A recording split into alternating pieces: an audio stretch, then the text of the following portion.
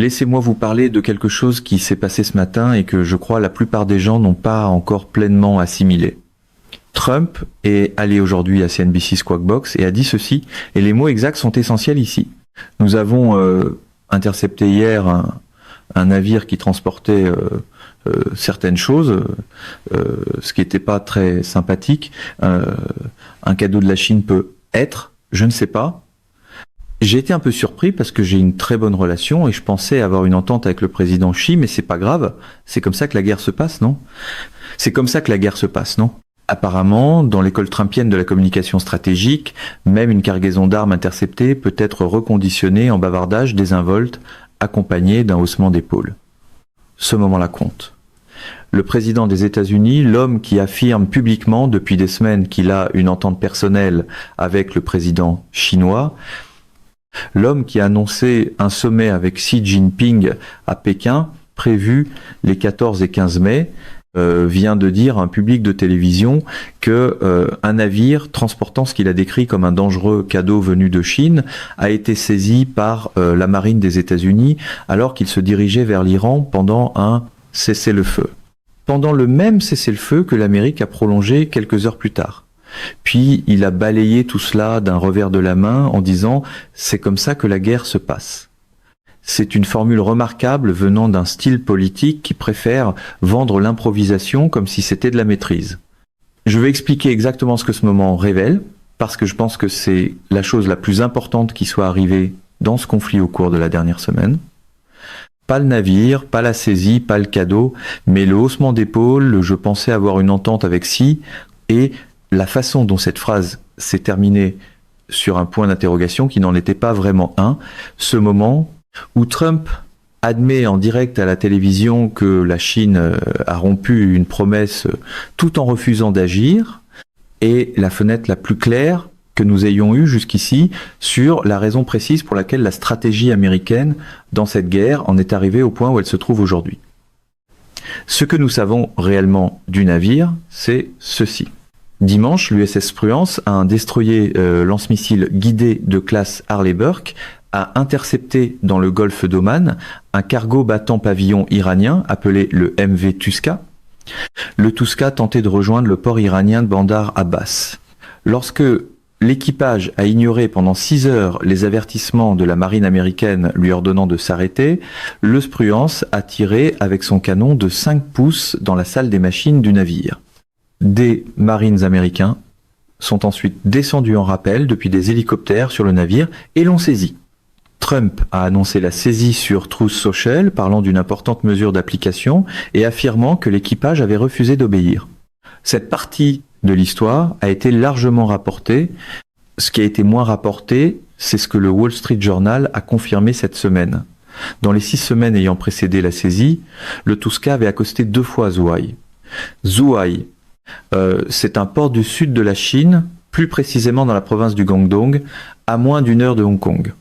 Le Tuska a fait 2 escales dans un port chinois avant de prendre la route de l'Iran avec ce que Trump a décrit en direct à la télévision comme un cadeau qui n'était pas très sympathique. C'est le lien que presque personne dans la couverture médiatique dominante n'est en train de faire. Quand Trump a saisi le Tuska et l'a annoncé sur Truth Social, il a dit que la marine leur avait donné un avertissement équitable. Il a décrit cela comme une grande victoire.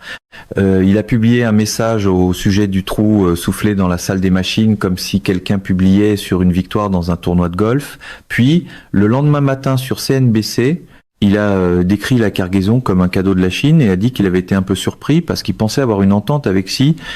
La mise en scène est familière, un maximum d'assurance dans le message publié, un minimum de clarté au micro. Un peu surpris.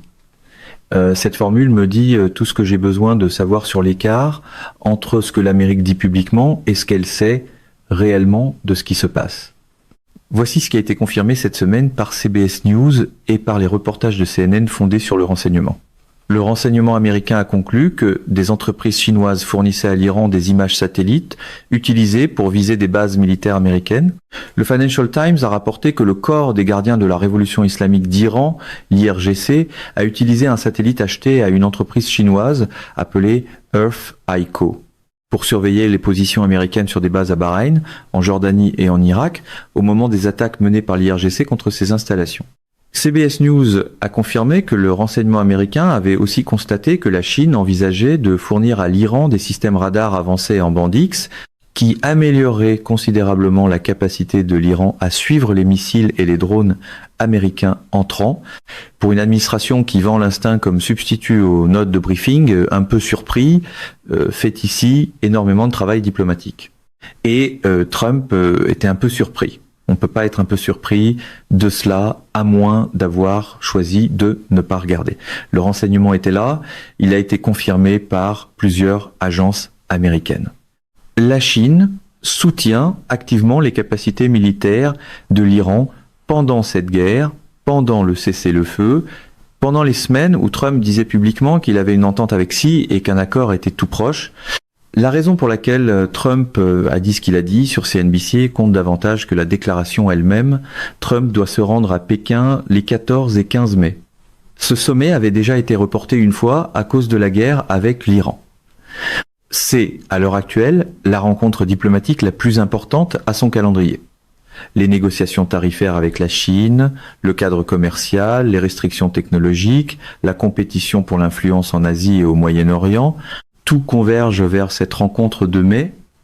Si Trump accuse officiellement la Chine d'armer l'Iran, s'il déclare publiquement que la Chine a rompu une promesse précise que Xi Jinping lui avait faite personnellement, le sommet de mai devient impossible à tenir sans perdre la face. Trump ne peut pas se permettre de perdre la face à la Chine en ce moment, parce que son positionnement politique intérieur exige qu'il soit l'homme d'affaires capable d'amener Xi à la table, et non le président qui a déclenché en même temps une guerre commerciale et une confrontation sur les armes. Dans cette logique d'image de marque, préserver la photo officielle commence alors à compter davantage que d'expliquer le navire. Alors Trump a dit qu'il était un peu surpris, il a dit c'est comme ça que la guerre se passe, puis il est passé à autre chose. La Chine l'a entendu, l'Iran l'a entendu, le monde entier l'a entendu. Le signal envoyé était le suivant. L'Amérique interceptera vos navires, l'Amérique tirera dans votre salle des machines, l'Amérique saisira votre cargaison. Mais l'Amérique n'affrontera pas officiellement la Chine à propos de son rôle dans le maintien de votre approvisionnement, parce que l'Amérique a besoin de quelque chose de la Chine qui compte davantage pour Washington en ce moment que d'arrêter ce flux. C'est le genre de message qui sonne dur dans les extraits vidéo, mais permissif dans la pratique. Ce signal n'est pas une erreur, c'est un calcul. Mais c'est un calcul qui a des conséquences en train de se jouer en ce moment dans le détroit d'Ormuz. La partie qui exige vraiment une carte pour être comprise, c'est la suivante. Le blocus américain, tel que défini par le CENTCOM, s'applique aux navires qui entrent dans les ports iraniens ou qui en sortent. Il ne s'applique pas aux navires qui transitent par le détroit d'Ormuz à destination ou en provenance de ports non iraniens. Les navires chinois ne vont pas dans des ports iraniens. Ils transitent. Ils se déplacent dans des eaux internationales vers des destinations qui techniquement ne sont pas visées par les termes du blocus. Lorsqu'un navire appartenant à des intérêts chinois comme le Rich Tari, l'Alicia ou le RHN passe par Ormuz pendant que le blocus est en vigueur, il ne viole pas le blocus. Il passe par l'ouverture que l'Amérique a elle-même inscrite dans ses propres règles d'application.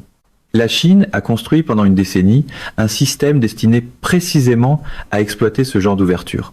Au cours des années de sanctions, la Chine a construit une flotte fantôme de pétroliers qui naviguent sans diffuser leur position, qui transfèrent leur cargaison en mer d'un navire à l'autre et qui livrent du brut iranien à des raffineries chinoises appelées TIPOS, lesquelles traitent le pétrole sous sanction, sans documentation susceptible de déclencher les alertes de conformité occidentales. Washington a tracé les lignes et Pékin a simplement eu l'amabilité de les lire plus attentivement que les communiqués. Ce système a été conçu avant cette guerre, il a été conçu précisément pour le scénario créé par l'Amérique lorsqu'elle a imposé sa pression maximale sur l'Iran. Il fonctionne en ce moment même aujourd'hui, pendant que Trump était à CNBC en train de parler d'un cadeau et de hausser les épaules. Les chiffres sont frappants. Avant le début de cette guerre, à la fin de février 2026, l'Iran exportait environ 6 millions de barils de pétrole par jour. Depuis le début de la guerre, depuis que Hormuz a été pratiquement fermé au reste du monde. Depuis que l'Amérique a imposé un blocus naval au port iranien, les services de suivi des pétroliers qui utilisent l'imagerie satellite pour suivre la flotte obscure estimant que 7 millions de barils de brut iraniens ont été acheminés vers la Chine. L'Iran continue d'être payé. Le blocus n'a pas coupé les revenus de l'Iran parce que la Chine a construit un système conçu précisément pour survivre aux sanctions américaines. Ce système n'est pas une arme. Il ne tire pas de missiles. Il ne lance pas de drones. Il ne fait que déplacer du pétrole discrètement, régulièrement, dans l'ombre. La Chine est maintenant allée plus loin. Le cadeau à bord de ce navire n'était pas du pétrole. La façon dont Trump a parlé de quelque chose qui n'était pas très sympathique laisse penser qu'il s'agissait d'un type quelconque de matériel militaire. Ses propres agences de renseignement ont déjà confirmé que la Chine envisageait de fournir des systèmes radars en bande X à l'Iran et qu'elle avait vendu à l'Iran des images satellites utilisées pour le ciblage. Le Tusca se dirigeait vers Bandar Abbas, principal port militaro-commercial de l'Iran.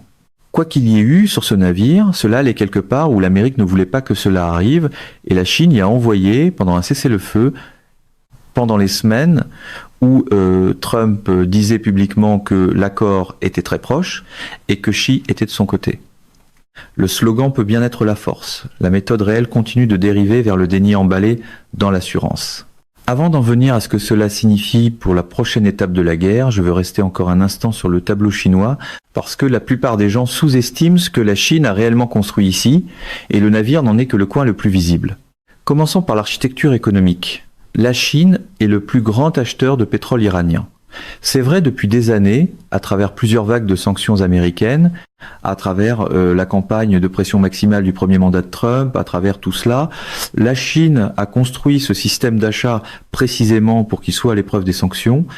Il fonctionne en yuan et non en dollars, ce qui contourne le réseau financier SWIFT, dont dépend l'application des sanctions occidentales. Il utilise des banques chinoises de second rang qui ont une exposition minimale au marché financier américain et qui ont donc peu à perdre avec des sanctions secondaires. Et il utilise ce que les firmes de suivi maritime appellent la flotte obscure, des pétroliers qui coupent leur système d'identification automatique avant d'entrer dans les eaux iraniennes, transfèrent leur cargaison en mer d'un navire à l'autre et livrent à des raffineries chinoises appelées TIPOS, qui traitent le brut sous sanction sans créer la trace documentaire qui déclencherait les alertes de conformité occidentale. Ce système a pris en charge 7 millions de barils de brut iraniens dans les 53 premiers jours de cette guerre. Il n'a pas ralenti quand Hormuz a fermé, il n'a pas ralenti quand le blocus a commencé. Il a absorbé chaque nouveau mouvement de pression américaine et a continué de fonctionner. S'il a continué de fonctionner, c'est parce que l'Amérique a construit les règles de son blocus, précisément pour éviter de l'affronter. Le blocus du CENTCOM s'applique aux navires qui entrent dans les ports iraniens ou qui en sortent. La flotte obscure chinoise ne va pas dans les ports iraniens. Elle rencontre des navires iraniens en mer, hors de la juridiction du blocus, dans l'ouverture que l'Amérique a elle-même inscrite dans ses règles d'application. Ce n'est pas un accident de la part de la Chine. La Chine a étudié pendant une décennie l'application des sanctions américaines. Elle a construit son infrastructure pétrolière précisément autour des failles que les outils américains d'application ne peuvent pas atteindre. Lorsque l'Amérique a imposé sa mesure d'application la plus agressive, la Chine se trouvait déjà du bon côté de chacune des lignes tracées par Washington.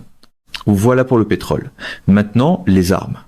CBS News a confirmé cette semaine, en citant des responsables du renseignement américain, que la Chine envisageait de fournir à l'Iran des systèmes radars en bande X, une technologie qui améliore considérablement la capacité de détecter et de suivre les menaces entrantes, notamment les drones volants à basse altitude et les missiles de croisière.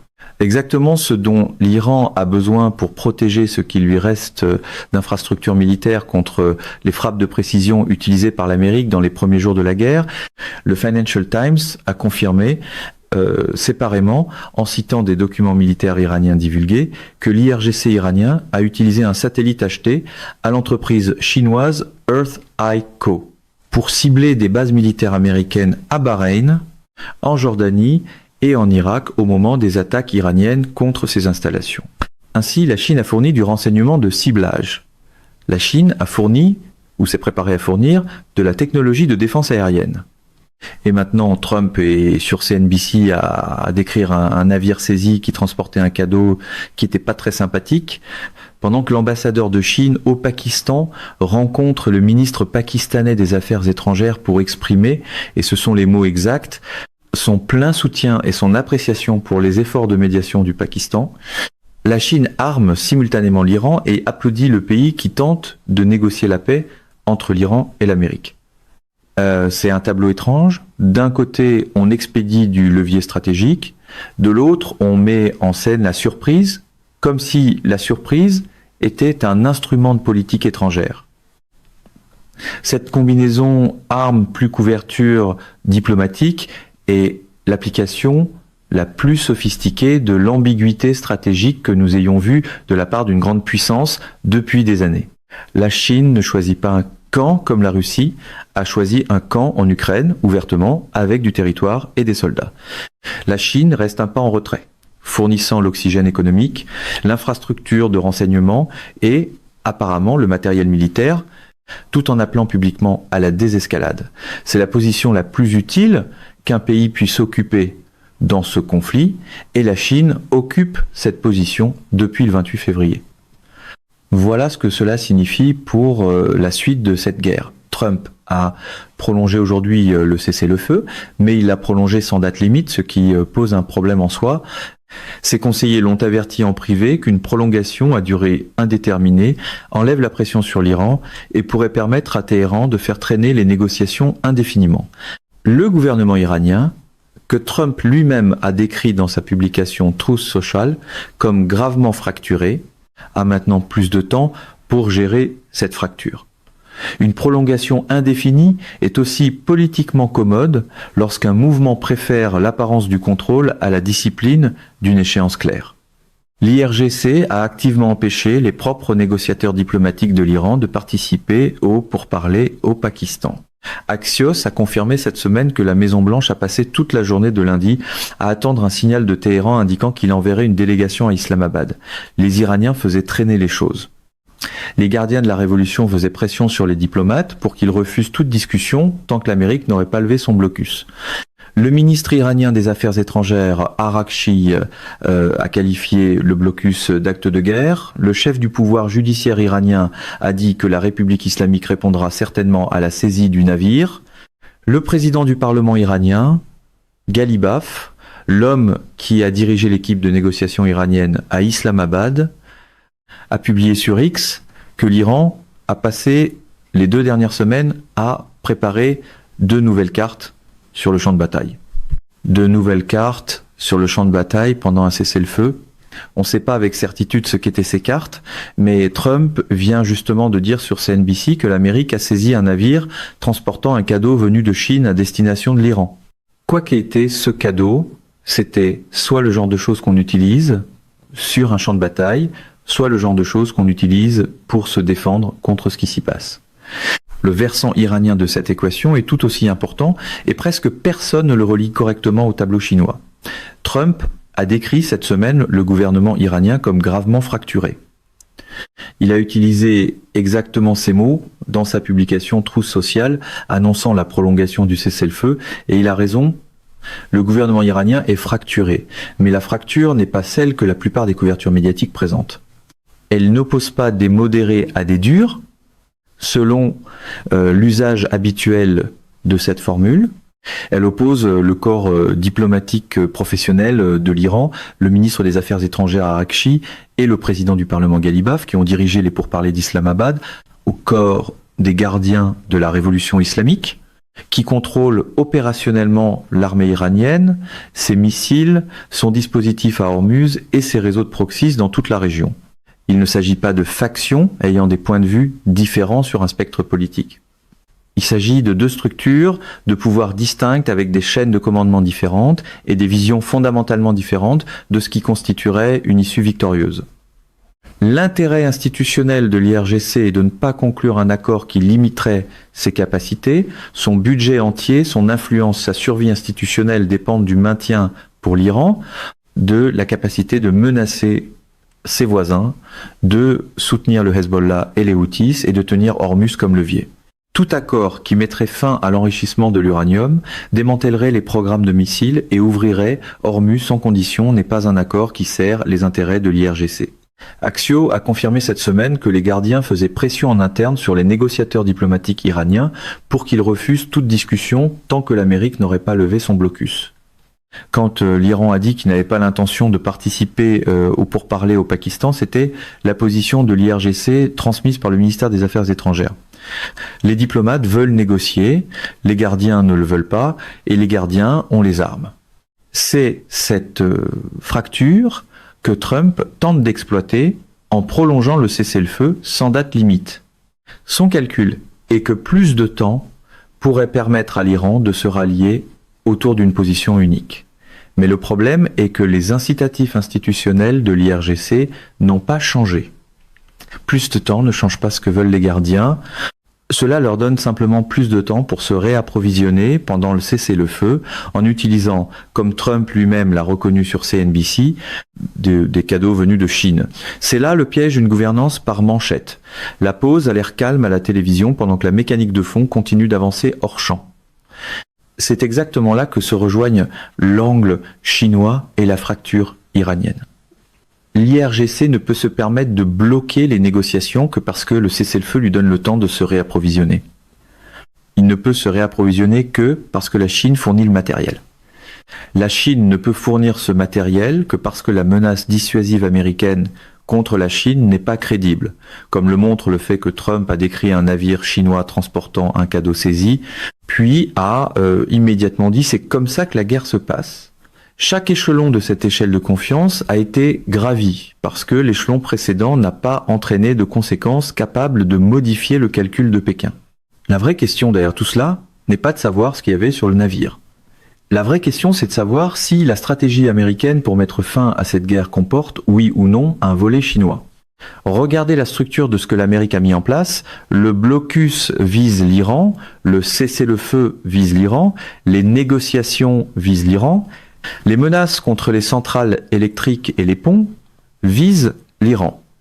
Tout ce que l'Amérique a fait dans ce conflit a été présenté comme un affrontement États-Unis contre Iran, mais l'Iran n'a pas mené cette guerre seul. La Chine achète le pétrole iranien chaque jour depuis le début de cette guerre, fournissant les revenus qui empêchent l'Iran de s'effondrer économiquement. Les entreprises satellitaires chinoises fournissent à l'Iran des images utilisées pour cibler les bases américaines. La Chine se prépare à fournir à l'Iran des systèmes radars avancés. La Chine a envoyé des navires vers l'Iran avec des cargaisons que Trump lui-même a décrites comme un cadeau qui n'était pas très sympathique. Une stratégie qui ne tient pas compte du rôle de la Chine, c'est une stratégie qui essaie de vider une baignoire pendant que la Chine garde la main sur le robinet. Appeler cela une stratégie complète reviendrait un peu à appeler une conférence de presse un manuel de réparation. La raison pour laquelle l'Amérique n'a pas affronté directement le rôle de la Chine se trouve précisément dans l'entrevue de Trump à CNBC. Il pensait avoir une entente avec Xi, le sommet de mai est au calendrier, les négociations tarifaires se poursuivent, l'Amérique ne peut pas à la fois faire pression sur la Chine au sujet de l'Iran et attendre d'elle qu'elle coopère sur le commerce, la technologie, Taïwan et une douzaine d'autres dossiers que Washington juge plus stratégiquement importants que le détroit d'Ormuz. C'est le piège que la Chine a tendu à l'Amérique en bâtissant son dispositif de soutien à l'Iran au cours de la dernière décennie. Non pas par le combat, non pas en envoyant des soldats, mais par des achats de pétrole, des pétroliers de flotte obscure, de l'imagerie satellite, des systèmes radars et des navires transportant des cadeaux arrivés pendant des cessez-le-feu.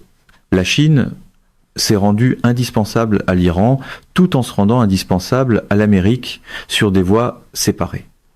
Maintenant que ces voies se sont percutées dans le détroit d'Ormuz, l'Amérique en est réduite à dire qu'elle était un peu surprise et que c'est comme ça que la guerre se passe. C'est pas comme ça que la guerre se passe.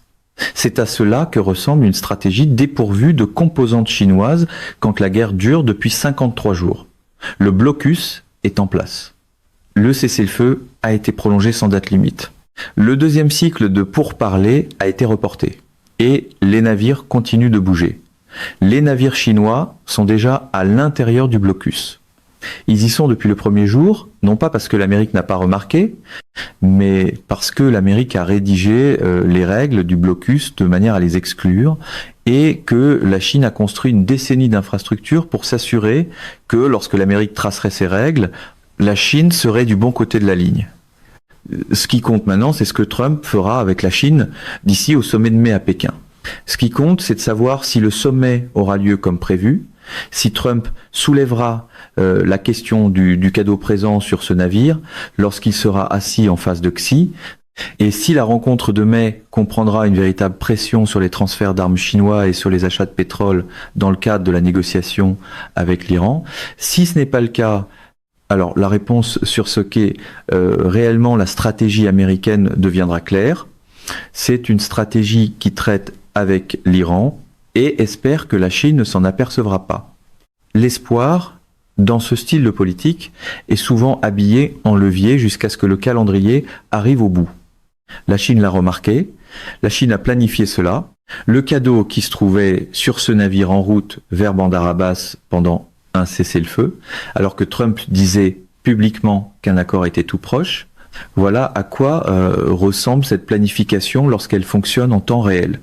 C'est la véritable histoire du 22 avril 2026, pas le navire, pas la saisie, pas le cadeau, mais le haussement d'épaule.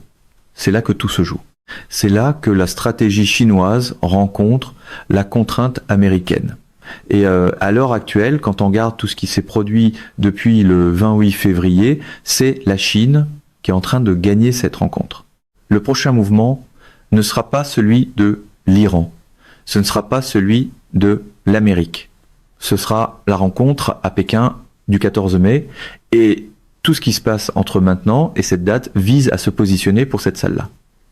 Et si cette salle produit encore une autre démonstration de certitude enveloppant une ambiguïté visible, alors le slogan, une fois de plus, sera plus bruyant que la stratégie.